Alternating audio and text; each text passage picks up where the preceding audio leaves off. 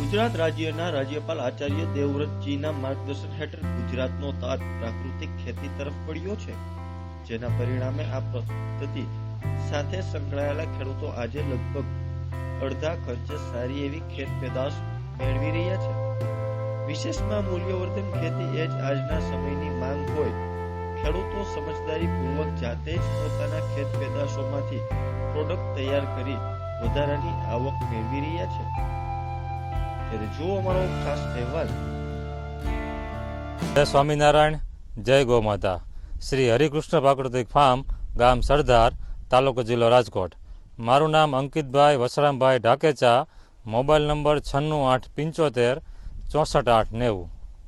હું છેલ્લા 5 વર્ષથી આ ગાય આધારિત પ્રાકૃતિક ખેતી કરું છું, જેમાં 2 વર્ષથી મેં હળદરનું વાવેતર કરું છું. ગયા વર્ષે મેં 5 વીઘાની મગફળી વાવેલી હતી. એમાં 72 ડબ્બા તેલ થયું હતું. તે મેં જાતે જ સેલિંગ કર્યું હતું અને 3700 લેખે વેચાણ કર્યું હતું. અને 2.5 વીઘાની હળદર વાવેલી હતી. એમાં 600 કિલો પાવડર થયો હતો. 350 લેખે એનું વેચાણ કરેલું હતું.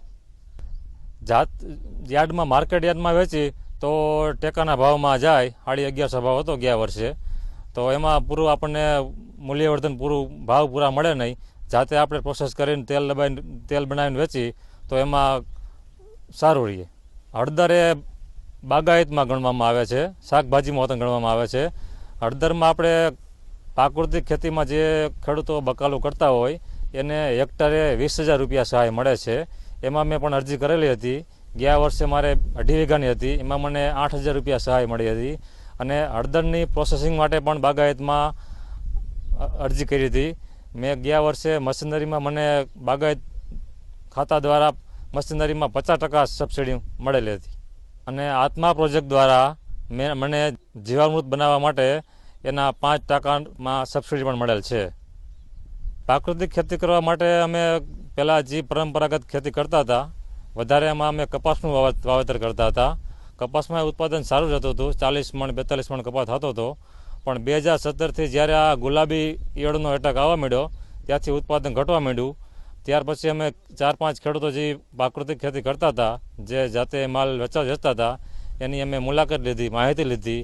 ત્યારબાદ થોડું ગયા વર્ષે 5 વીઘા મગફળી બનાવી હતી ઓર્ગેનિક, હળદર 2 વીઘાની બનાવી હતી. અને બીજા વર્ષે 15 વીઘામાં ટોટલ એ રીતે પ્રાકૃતિક ખેતી ચાલુ કરી છે અને જાતે જ માલનું વેચાણ કરી છીએ. રાસાયણિક ખેતીમાં આપણે અત્યારે ખાતરનો ભાવ, દવાનો ભાવ ઝાઝો વધી ગયો છે, એટલે ડબલ વધી ગયો છે. અને આપણા માલની કિંમત એને જ છે. એટલે એમાં હવે ખેડૂતને કોઈ ફાયદો થતો નથી. આ આપણે જાતે પ્રાકૃતિક ખેતી કરી તો જાતે માલ વેચાણ કરી તો એમાં પ્રોફિટ સારું મળે છે.